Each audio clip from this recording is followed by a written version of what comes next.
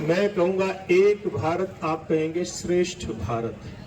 एक भारत, श्रेष्ठ भारत, एक भारत, श्रेष्ठ भारत। सरदार वल्लभ भाई पटेल अमर रहे, अमर रहे, अमर रहे। सरदार वल्लभ भाई पटेल अमर रहे, अमर रहे, अमर रहे। सरदार वल्लभ भाई पटेल जी की जयंती पे एकता के लिए दौड़, रन फॉर यूनिटी, ये कार्यक्रम पूरे देश भर में आयोजन किया गया है और इसमें यहाँ पर उपस्थित हरियाणा सरकार के पंचायत मंत्री देवेंद्र सिंह बबली, सभी प्रशासनिक अधिकारी, शहर के यहाँ के हमारे प्रथम नागरिक नरेश बंसल जी, इनकी पूरी टीम, अलग अलग संस्थाओं के सभी प्रतिनिधि और भिन्न भिन्न स्कूलों से आए हुए भारत का भविष्य,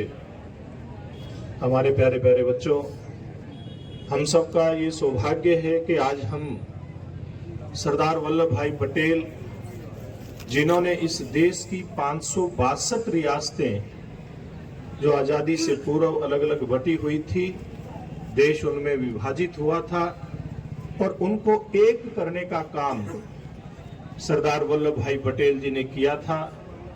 ये हम सब लोगों का सौभाग्य है कि हमारे स्वतंत्रता के जो ऐसे मतवाले थे, दीवाने थे, उन्होंने जो अपने प्राणों का बलिदान से लेकर के इस प्रकार के श्रेष्ठ कार्य किए, उनको आज याद किया जाता है पूरे देश के अंदर। और हम सब लोगों के लिए ये भी बड़े सौभाग्य की बात है कि ये जो स्टैच्यू ऑफ यूनिटी है, ये हमारे देश भर के किसान के खेत से मिट्टी ली गई थी और खेती में उपयोग किया गया लोहा लिया गया था और ये काम टोहाना से शुरू हुआ था। आप सब जो नौजवान बच्चे, उनको ध्यान होना चाहिए, ये काम पूरे देश भर का जो मिट्टी और लोहा इकट्ठा करने का शुरू हुआ था, ये टोहाना के ही गांव डांगरा से शुरू हुआ था।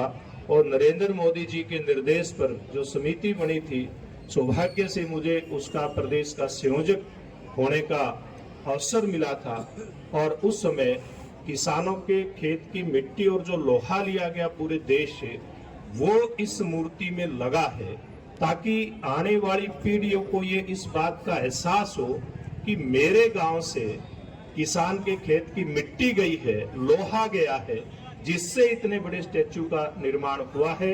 यानी कि एक भारत श्रेष्ठ भारत, इसके लिए जो भी कदम उठाया जा सकता था, नरेंद्र मोदी जी के नेतृत्व में इसको सालों साल एक बड़ी यादगार बने ये उठाया गया। और आइए हम सब मिल करके एक संकल्प लें कि हम सब नौजवान साथी, हम सब यहाँ के जो वरिष्ठ नागरिक यहाँ पर उपस्थित हैं, मिल करके इस श्रेष्ठ भारत के निर्माण में अपना योगदान दें। अब ये अपना रन फॉर यूनिटी का कार्यक्रम जिस प्रकार से प्रशासन ने तय किया है वैसे शुरू होगा। आप सब यहाँ पहुंचे, आपका बहुत बहुत धन्यवाद, बहुत बहुत आभार। भारत माता की जय। मोदी जी देश की 140 करोड़ जनता को कैसे देश के प्रति उनके मन के अंदर प्रेम का जागरण हो, कैसे लोग देश की एकता, अखंडता, उसकी तरक्की, उसकी उन्नति, उसमें अपना योगदान दें, इसके लिए कोई कार्यक्रम करते हैं। और ये जो आज़ादी की लड़ाई लड़ी गई, उस समय देश को आज़ादी तो मिली थी, लेकिन जो 562 रियासतों में देश बना था, उसको एक करने की उस समय देश के सामने बहुत बड़ी चुनौती थी।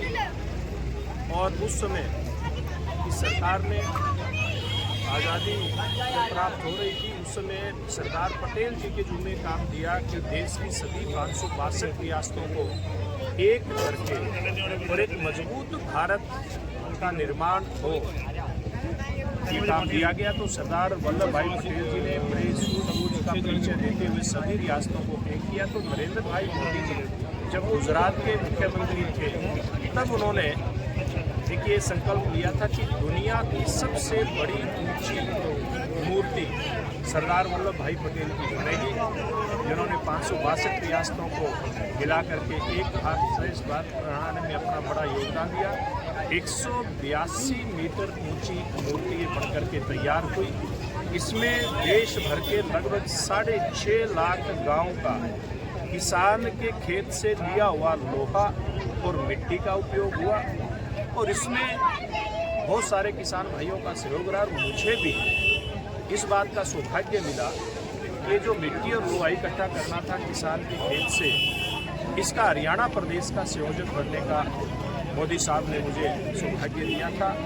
और एक सौभाग्य और मिला था हमें, हमारे हल्का वासियों के लिए बड़े सौभाग्य की बात ये थी कि ये जो मिट्टी और लोहा इकट्ठा किया गया पूरे देश भर से, इसकी देश भर के कार्यक्रम की शुरुआत टोहाना विधानसभा के अपने गांव डांगरा से हुई थी। और पुरुषोत्तम रूपाला जी जो बहुत वरिष्ठ नेता हैं भारतीय जनता पार्टी के, उस समय सरकार में मंत्री थे और अब केंद्र में मंत्री हैं, मोदी जी ने उनकी जिम्मेवारी लगाई थी। और हमारे पूर्व के प्रदेश अध्यक्ष ओम प्रकाश धनखड़ समेत कई यहाँ पर नेता आए थे और यहाँ से मिट्टी लेने का काम किसान के खेत का शुरू हुआ था।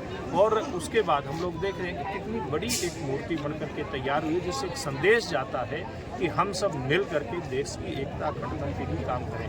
इतना ही नहीं है, देश के प्रधानमंत्री जी चाहे स्वच्छ भारत मिशन की बात हो या हमारा जो भारत है, आज उन्होंने एक संकल्प लेने का काम किया है कि हमारे युवा मिलकर के देश के निर्माण में अपना योगदान देंगे। देश के हर वर्ग को कैसे देश के नवनिर्माण के अंदर साथ लेकर के आना, ये प्रयास मोदी जी का रहता है, इसमें वो आगे बढ़ रहे हैं।